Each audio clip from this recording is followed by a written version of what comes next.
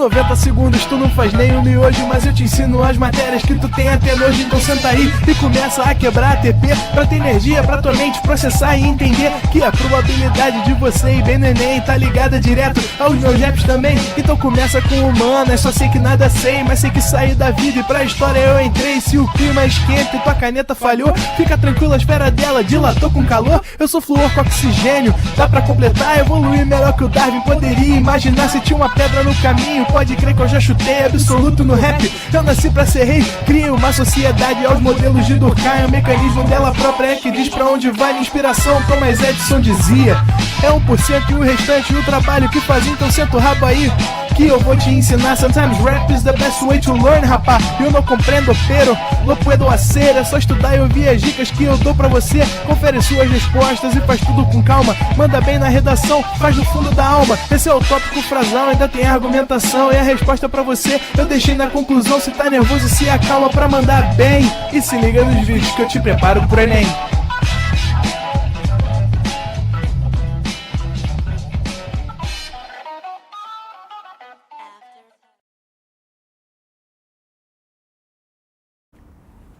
Estamos ao vivo, estamos online. Estamos ao vivo, estamos online para mais uma aulinha de matemática. E agora a gente está falando da função do segundo grau, propriamente dito, né? A gente agora vai entrar a fundo nessa importante função, né? Porque essa função, ela tem como característica estabelecer conceitos, mínimos conceitos de otimização, né? Junto com alguns outros gráficos, em particular as funções senoides, né? Lá da trigonometria, das funções trigonométricas, a função quadrática te possibilita observar momentos ótimos do gráfico, momentos onde você tem a maximização de algum elemento de y, que pode representar o lucro de uma empresa, a minimização de custos dessa mesma empresa, se o y do vértice for o valor mínimo. Então, a função de segundo grau, ela tem essa importância, né? Ela vai te apresentar um problema onde se trabalha com tomadas de decisão bem interessantes, né? A fins da matemática aplicada a algum tipo de contexto, digamos assim, mais importante, né? Então, como é que a gente vai fazer esse planejamento das funções quadráticas? Primeiro, a gente vai definir a função quadrática, vamos fazer aqui a definição propriamente dita de uma maneira bem objetiva, né? Posteriormente, a gente vai apresentar os coeficientes de uma função quadrática, estabelecer a importância de cada um dos três coeficientes. Após disso, a gente vai falar sobre alguns elementos importantes do gráfico e, por que não dizer, importantes também da lei de formação da função quadrática. E terminaremos com duas representações alternativas, e esse alternativa aí muito entre aspas, porque eu particularmente gosto muito, principalmente da forma fatorada. Duas representações alternativas da representação ou definição dessa função quadrática. Então nós vamos falar da forma fatorada de representar uma função quadrática e da forma canônica de se representar uma função quadrática, correto? Então, primeiramente, vamos dar início à nossa aulinha, escrevendo aqui, ó, função quadrática, ou se você assim desejar, pessoal, função do segundo grau, perfeito? É a mesma coisa. Então aqui a gente vai iniciar a nossa parte teórica, onde primeiramente a gente vai definir essa função. Quando eu estou afirmando que eu vou definir essa função, pessoal, eu estou simplesmente vou me utilizar do formato algébrico, da lei de formação dessa função, no seu formato mais generalizado possível. Então, a definição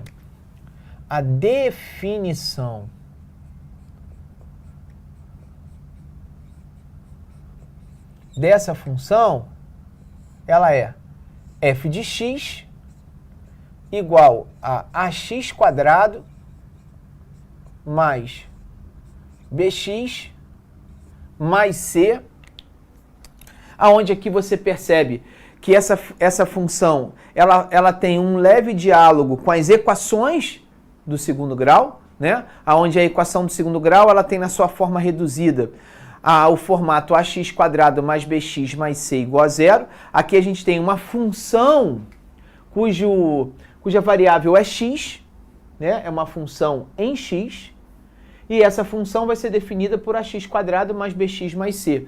Aonde, né, o que torna característico essa função quadrática é justamente esse termo característico, que é o ax quadrado. A gente chama o termo de termo característico justamente porque é graças a ele que a gente, né, de certa forma, a gente se motiva a chamar a função de segundo grau, de função quadrática, né? Então, aqui a gente tem a necessidade de fazer uma restrição.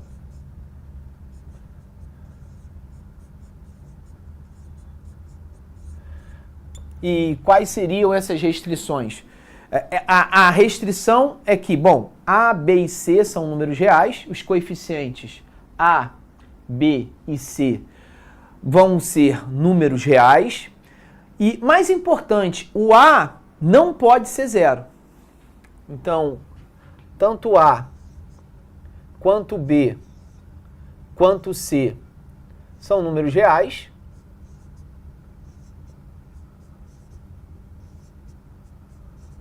sendo que o A, ele tem que ser um número diferente de zero. Esse asterisco no R indica que o A não pode ser zero. Então, isso aqui é a mesma coisa, de certa forma, que isso aqui. Então, você observa que o A ele pode ser positivo, o A ele pode ser negativo, ele pode ser uma fração, ele pode ser um número irracional, ele só não pode ser zero. Correto? É importante que você saiba que já desde a função do primeiro grau, a gente está trabalhando com funções de domínio real para contradomínio real. É uma função, portanto, de R em R. Então, essa função, ela é uma função, tecnicamente falando, ela é uma função chamada de f, que o domínio é o conjunto dos números reais e o contradomínio também são os reais. Correto? Aqui é só para já definir algumas etapas, né? Lembra da nossa primeira aula de função, quando a gente definiu função? Função é uma relação entre dois conjuntos.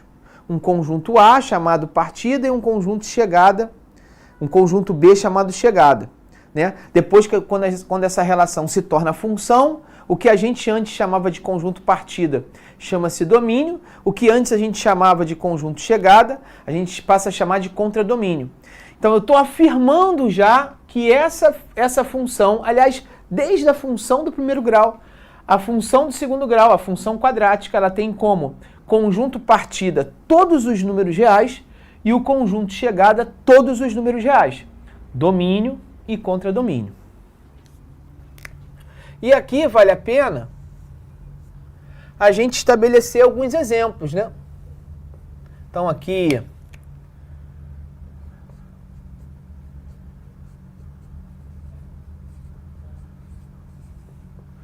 um exemplo, f de x igual a, deixa eu botar aqui, x quadrado menos 7x mais 12. Primeiro grau, a função do segundo grau, a função quadrática, ela tem como conjunto partida todos os números reais e o conjunto chegada todos os números reais. Domínio e contradomínio. E aqui vale a pena a gente estabelecer alguns exemplos, né? Então aqui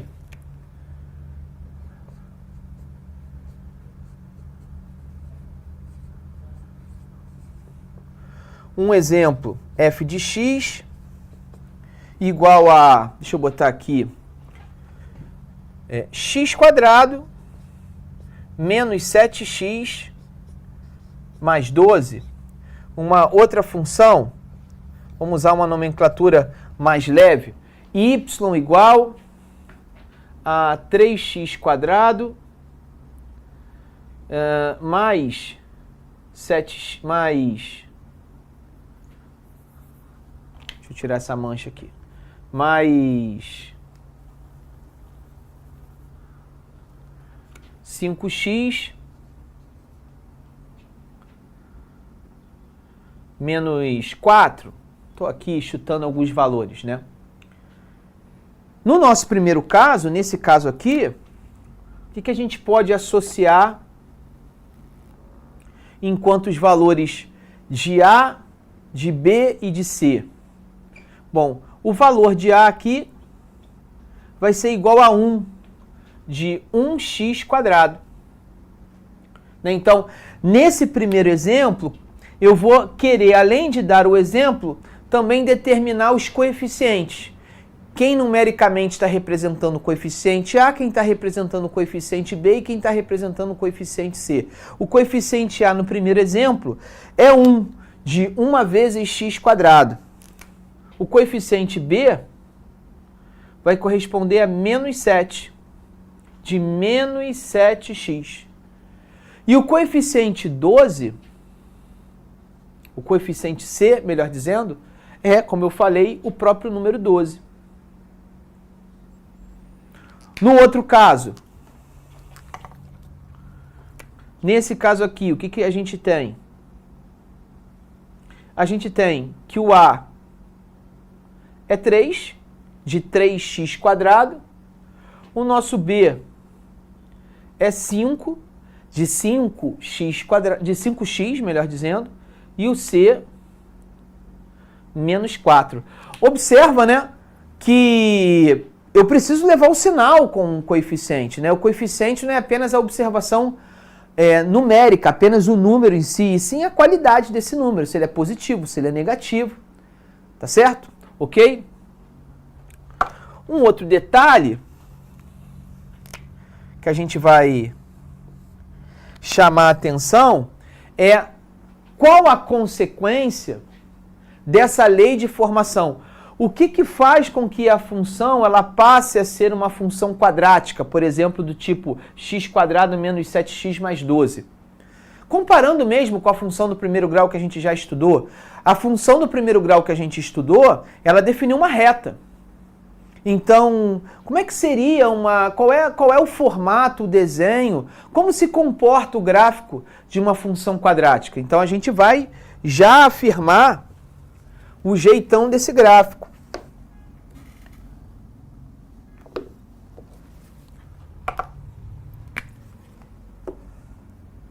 Então, o jeitão dele, o formato, é de um lugar geométrico extremamente importante no estudo da geometria, principalmente na construção geométrica, né? Que é a parábola. Então, o gráfico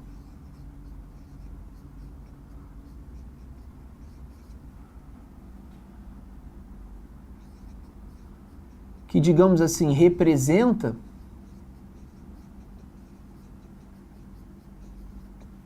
a função quadrática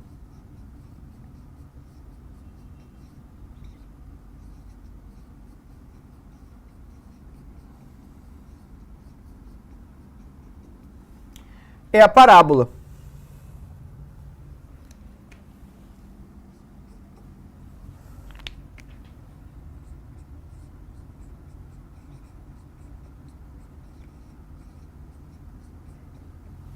Bom, a parábola, ela é uma das três cônicas, né, que a gente estuda, né? Parábola, elipse e hipérbole.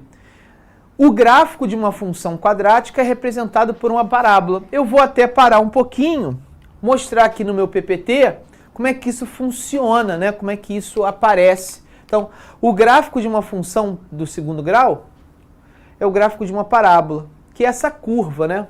Aqui em exercícios vão aparecer questões que vão envolver a tal da parábola, tá vendo? Então, é importante que a gente entenda que toda função quadrática, ela vai te oferecer necessariamente uma função de segundo grau, uma função quadrática, o gráfico de uma parábola. E aí, voltando aqui para o quadro, o gráfico dessa parábola, ele vai ser meio que determinado, claro, pelos pontos que formam essa parábola. Entretanto, os coeficientes que formam a lei de formação dessas funções, as fórmulas, vão moldar de uma maneira direta, vão intervir de uma maneira direta na construção dessa parábola. E o meu objetivo aqui nessa primeira parte da aula é estabelecer cada uma dessas intervenções, como cada coeficiente contribui para a construção do gráfico parabólico. Então, vamos começar com o coeficiente A.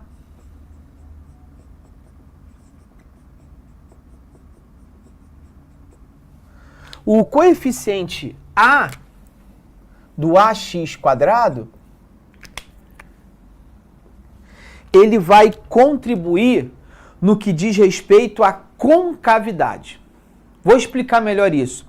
Quando você fala em concavidade de uma função quadrática, você determina a direção com que a curva ela vai se, digamos assim, desculpa a redundância, se direcionar em relação ao eixo. Falando de uma maneira menos técnica, de uma maneira um pouco mais decoreba, ou o gráfico ele vai estar sorrindo para você, ou o gráfico ele vai estar chorando para você. Então, aqui a gente tem um gráfico com a sua concavidade voltada para cima, e aqui você tem um outro gráfico com a concavidade voltada para baixo. Quando ela está com a concavidade voltada para cima, ou se você preferir, quando o gráfico está sorrindo para você, o valor do A será sempre positivo. Então, por exemplo, nesses dois casos, a parábola estaria sorrindo para você, tanto no primeiro exemplo quanto no segundo exemplo, porque ambos os valores são maiores do que zero, são positivos. Quando o A for negativo,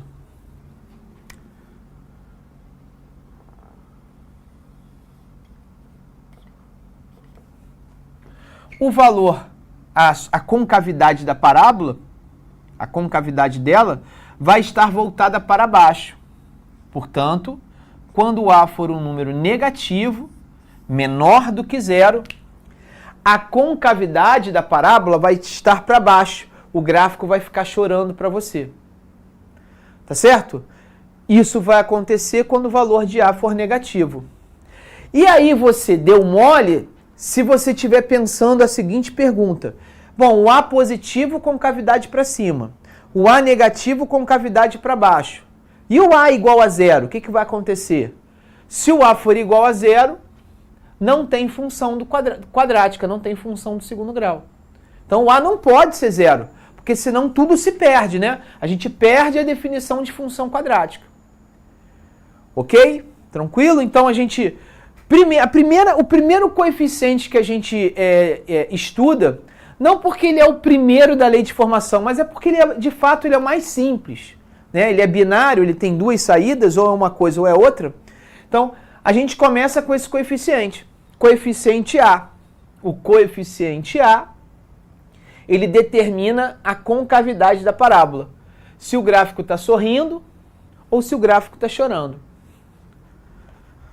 Vamos para o próximo coeficiente. O próximo coeficiente é o B. E aí eu vou pedir a sua atenção, porque ele é um pouquinho, vai chamar um pouquinho mais a sua atenção. Ele precisa um pouquinho mais da sua atenção, porque ele trabalha com alguns detalhes.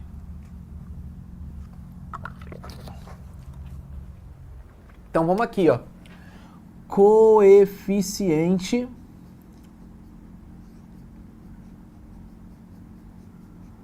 B. Coeficiente B.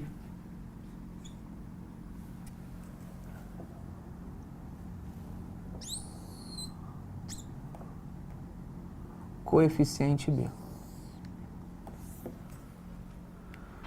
Aqui, eu vou chamar a sua atenção para esse coeficiente enquanto relação da parábola com o eixo 2y. Então, lembra, aqui eu não desenhei, mas lembra que a parábola ela vai estar posicionado num plano cartesiano, não é verdade? Então, existem duas situações. Ou o gráfico está sorrindo, ou o gráfico está chorando.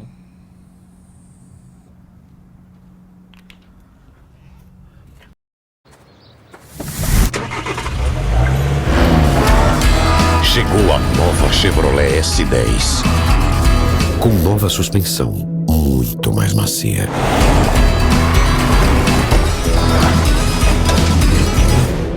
E ainda mais silenciosa. Nova Chevrolet S10. Brutalmente macia. Chevrolet. Parábola, no caso está sorrindo, essa parábola tem o A positivo. Só que observa que essa parábola ela tem o seguinte movimento. Preste atenção no meu dedinho. Ela vai descendo, a sua curva vai descendo, descendo, descendo. No momento em que os valores de x vão aumentando, essa curva vai descendo, descendo, descendo, descendo, até chegar num valor mínimo. E a partir daí ela começa a subir. Então, observa que o ponto de interseção que a curva faz com esse eixo y se encontra aqui. E nesse momento, a curva está no seu momento de descida. Sim ou não? O gráfico está caindo. Aguenta aí, fica firme. Vou fazer a mesma coisa no outro gráfico. Então, fazendo a mesma coisa no outro gráfico.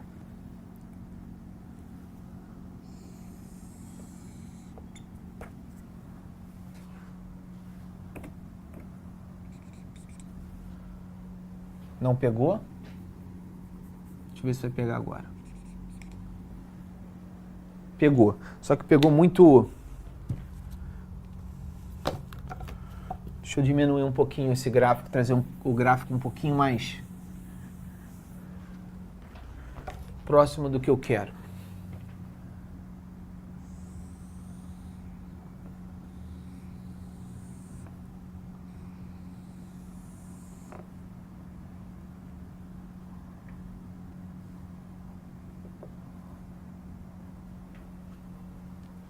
Então aqui você tem a seguinte situação, pessoal. Você tem a reta. E eu vou botar agora o eixo y aqui.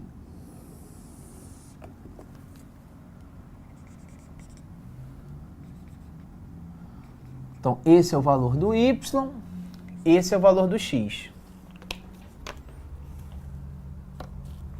Observa que nesse caso, diferente do primeiro, o A é menor do que 0, porque o gráfico está chorando para você. Só que ainda assim, se você observar, a interseção da curva no eixo Y está aqui.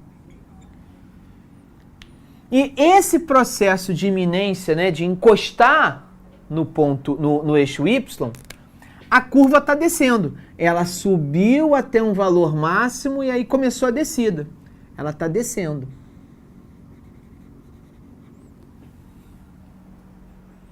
Então, observa, né?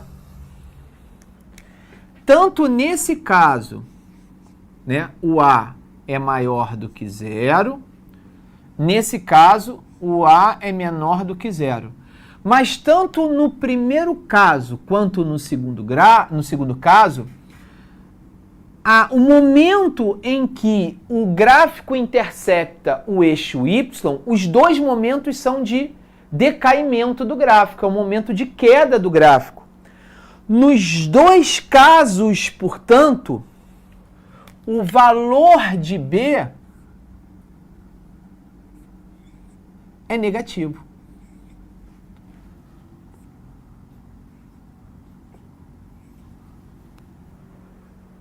Nos dois casos, o valor de B ele é negativo. Então, quando é que o B ele é negativo?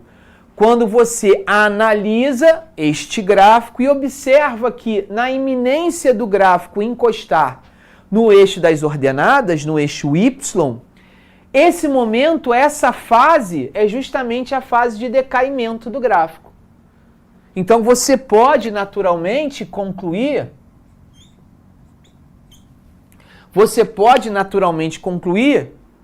que se ele estivesse no momento de ascendência, obviamente o valor de B seria positivo. E você está certo. E você está certíssimo. Se eu estivesse em uma situação onde o A é positivo, o A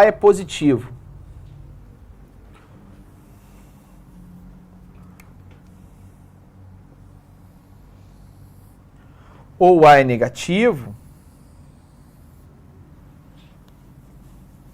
deixa eu melhorar esse gráfico aqui.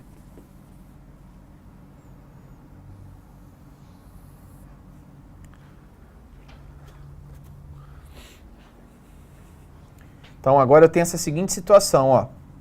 O A é positivo, aqui está a reta,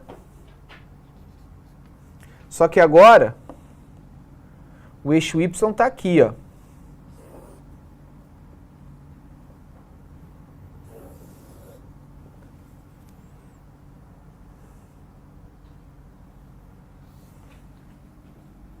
O eixo Y está aqui. O eixo X está aqui. O ponto de interseção do gráfico com o eixo Y está ali. O que está acontecendo nessa fase? Essa fase é uma fase onde o gráfico está fazendo o quê? Ele está subindo. Esse caso é um caso onde o B é positivo.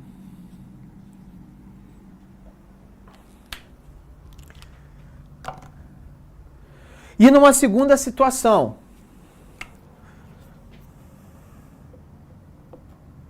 tá aqui a parábola chorando.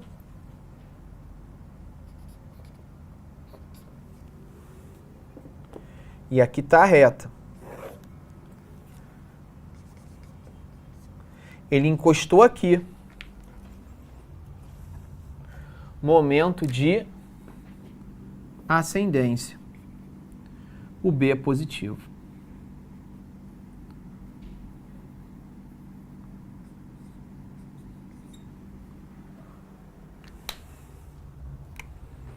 Aqui o A é maior que 0. Aqui o A é menor que 0.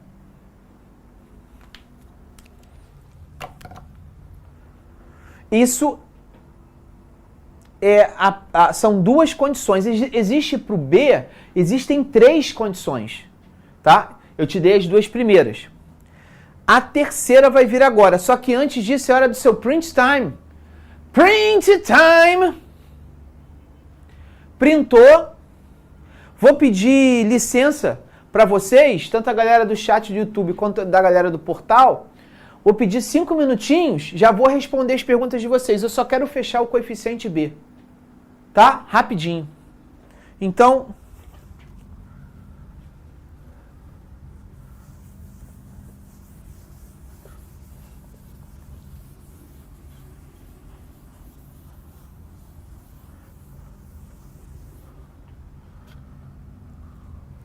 vamos agora para a terceira e última situação. Qual seria a terceira e última situação? Aqui B menor que zero, aqui B maior que zero. O que aconteceria se o B fosse igual a zero? Ah, se o B fosse igual a zero, a gente teria um caso bem curioso. E qual seria esse caso?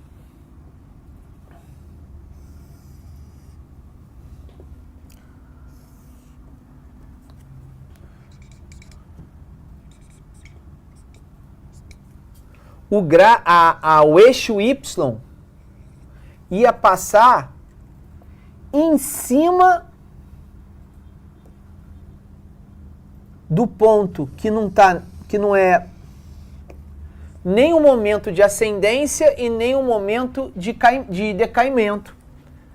A gente chama, daqui a pouco a gente vai chamar esse ponto de vértice da parábola.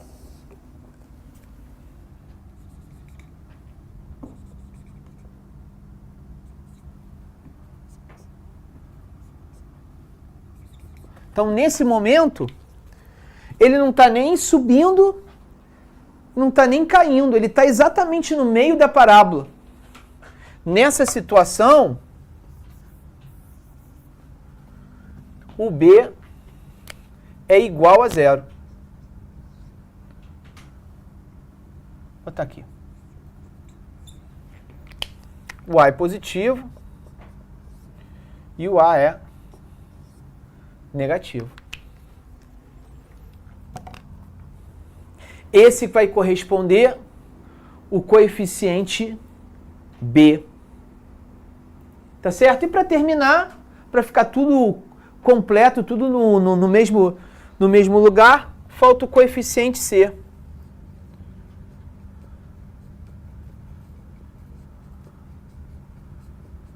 O coeficiente C, ele indiretamente ele já foi citado. O coeficiente C indiretamente já foi citado. Por quê? O coeficiente C é o que alguns livros chamam de valor inicial. É o momento em que o gráfico encosta no eixo dos Y. Então, é justamente esse ponto, esse ponto, esse ponto, esse ponto, esse pontinho aqui, esse pontinho aqui.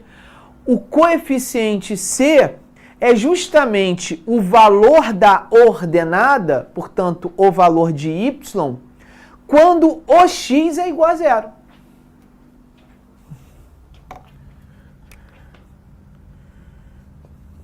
É o valor da ordenada quando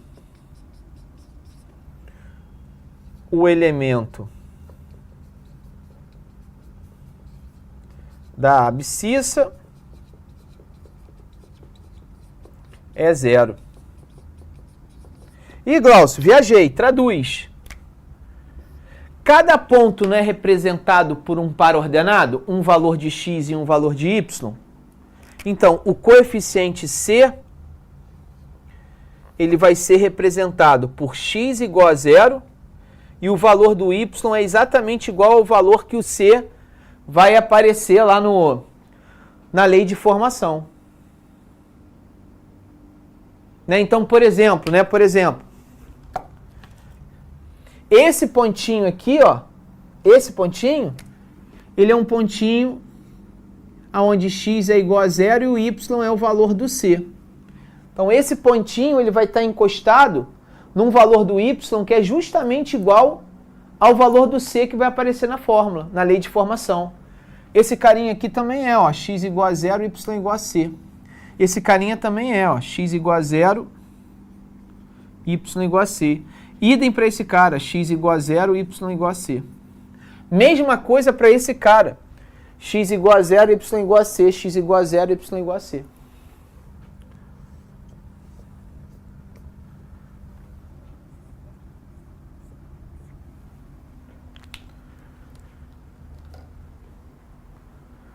Ok? Então, vamos transformar isso num exemplo numérico para você entender mais ou menos como é que isso vai funcionar. Lembra do primeiro gráfico que apareceu?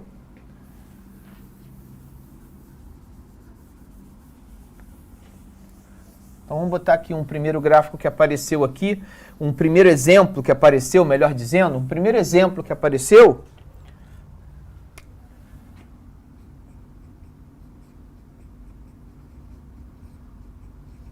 Foi f de x igual a x² menos 7x mais 12. Daqui a pouco a gente vai revisar ou vai aprender como a gente esboça esse gráfico, como a gente desenha esse gráfico com alguns pontos importantes. Eu vou já desenhar o gráfico para você aqui, para você entender como é que funciona isso. Então aqui você tem um plano cartesiano.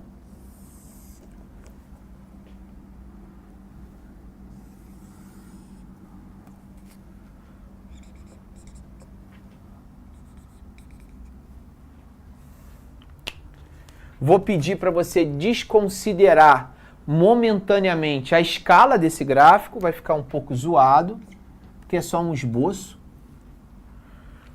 Aqui você tem a parábola.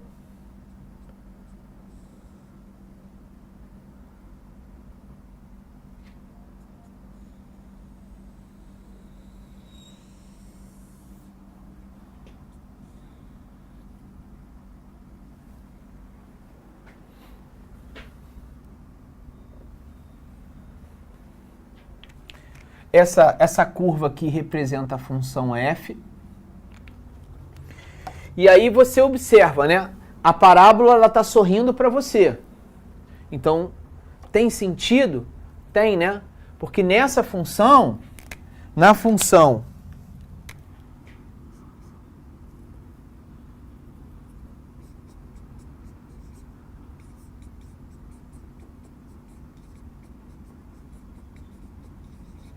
quem são os coeficientes A, B e C? O coeficiente A é 1, o coeficiente B é menos 7 e o coeficiente C é 12. Então, observa que o fato do A ser igual a 1, 1 é um número positivo. Então, isso significa afirmar que o A é positivo. O A sendo positivo, confirma, né? Que a parábola está sorrindo para você, a concavidade está para cima. Né? Então, com isso, eu já consegui admitir, já consegui observar que está batendo com a teoria. Um outro detalhe é que no momento em que a curva encosta no eixo y, a curva está no seu momento, na sua fase descendente, o que bate com o valor do b. O b é menor do que 0, está batendo. E nesse momento, ela encosta nesse ponto. Então, necessariamente, esse ponto, ele tem como par ordenado o valor de x igual a 0 e o valor de y igual a 12. Por que 12? Porque 12 é o valor do c. Esse 12 que aparece aqui é o 12 que eu tô lendo aqui. Eu estou repetindo.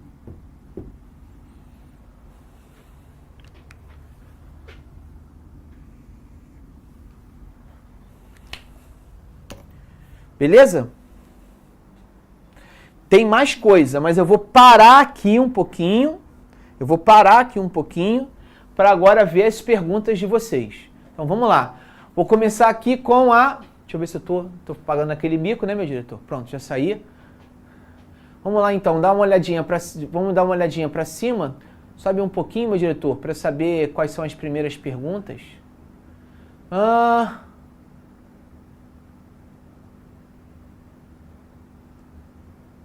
Isso. Primeira pergunta da Maria Vitória é: só é o coeficiente A que não pode ser zero?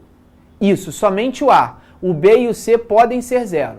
Tá bom? Obrigado pela pergunta, Maria Vitória. A Daniele pergunta: boa noite, prof. Vejo todas as aulas e entendo todo o assunto. Porém, quando vou fazer as questões, tenho bastante dificuldade. Poderia falar alguma dica? Claro, eu acho que, Dani, esse processo de tentativa e de, por vezes, você acaba não fazendo os deveres, significa que você precisa continuar esse processo procurando a monitoria, trabalhando em cima do monitor, por exemplo, fazendo os exercícios de treinamento primeiro, que são exercícios mais simples, para depois fazer os exercícios propostos. É um trabalho de resiliência, tá, Dani? É assim mesmo, tá bom? Boa tarde, professor. Poderia explicar essa parte que tem o F e os dois símbolos dos números reais? Ah, claro. Toda função que é F, vou ficar aqui, meu diretor. Toda função que é F e tem esse símbolozinho de R com R, lembra, na primeira aula de funções, lembra que função é uma relação entre dois conjuntos. Se você não lembra isso, eu aconselho você dar uma olhada nessa aula, para você entender o que eu estou falando com mais propriedade. Esse primeiro R é um R que representa o conjunto dos números reais. Então eu estou te dizendo que todos os valores de x são reais. E todos os valores que poderão aparecer na função também são reais. Então, o valor de x é real. E todos os valores que aparecerem na função quando você substitui o x por um número real, também vai dar um número real. Precisa ser todos os elementos dos reais? Não, pode ser só uma parte, pode ser só um subconjunto. Tudo bem? Vamos continuar aqui as perguntas. A Alessandra: como que fica quando é um aumento do gráfico? Como que fica quando é um aumento do gráfico? Agora eu que não entendi a pergunta. Alessandra, ficou esquisita a sua pergunta. Tenta perguntar com um pouquinho mais de detalhamento. Professor, boa noite! Boa noite! Tem alguma chance de B e C serem iguais? Tem, não tem, e não há nenhum problema, tá? Não há nenhuma especificidade, não há nenhuma peculiaridade nos valores de A, B e C serem iguais, tá? Não vai haver nada de especial. Você continua esboçando da mesma maneira. Luana me pergunta: quando essas parábolas forem mais largas e mais finas, quando isso vai acontecer, né? Quando essas paradas forem, quando que essas parábolas vão ser mais largas e mais finas? Vai ser por causa do coeficiente de A? Pode ser por conta do coeficiente de A, como também pode deixar de ser uma função do segundo grau e passar a ser uma função de quarto grau, sexto grau, quarto grau, oitavo grau. São as funções quádriclas, é um outro papo. Mas sem dúvida nenhuma, quanto maior o valor de A, sem dúvida nenhuma, ela vai se tornar cada vez mais fechada, porque ela vai crescer muito rápido. E quanto menor o valor do A, quanto mais fracionário, menor valor do A não, né? Quando ele for um valor, quanto menor for esse valor em módulo, mais aberta essa função será, tá certo? Beleza. Depois, Alessandra, um pouquinho mais acima, meu diretor. Prof, então, deixa eu sair daqui do enquadro.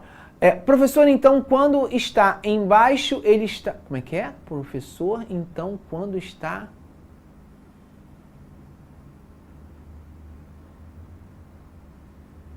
Então, quando... Rapaz, essa pergunta aqui ficou... Como é que eu... Peraí, Alessandra. Quando está embaixo, está subindo, e quando o ponto está em cima do risco, ele está descendo. O risco que você está chamando aí é eixo X e eixo Y, Alessandra? É isso? Alessandra, se você ainda não entendeu esse processo, o que eu aconselho do fundo do meu coração? Dá uma olhadinha na aula de funções, tá bom? O C, Fernanda, é o ponto de interseção da curva com o eixo. O Diel pergunta, raízes são 4 e 3? Nesse caso, desse último exemplo, são sim. São sim. Depois, continuando. Acho que é isso, né? Foi? Morreu? Bom, galerinha, próxima aula a gente vai falar de elementos do gráfico. A gente falou dos coeficientes. Faltamos falar de raízes e vértice da parábola. Então, na próxima aula a gente vai falar sobre as raízes da função e o vértice da parábola. Com esses 3 coeficientes e com esses 2 elementos, a gente consegue esboçar toda e qualquer função quadrática, toda e qualquer função do segundo grau. E aí já estaríamos um pouquinho mais aptos para resolver questões que envolvem problemas, né? Contextualização envolvendo função quadrática, beleza? Um forte abraço, valeu, tchau! Assista nossas aulas a hora que você quiser. Vem com o Pro, o cursinho online que mais aprova no Enem. Assine em proenem.com.br.